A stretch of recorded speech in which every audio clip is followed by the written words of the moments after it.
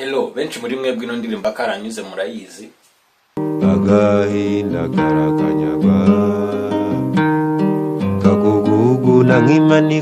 Okay, ngiye nkaba nayumvishe nkahita numva nayikorera beat, so kankumvishe uburyo nayihinduye.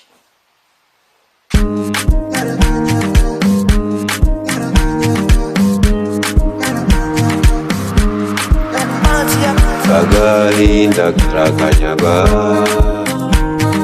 kagugugu na nkimani kukamanuka daturamye. Agahinda karakanyagwa karakunyuka gagakunoza ugahinduka uruzinga. Agahinda karakanyagwa kagugugu na nkimani kukamanuka daturamye. Agahinda karakanyagwa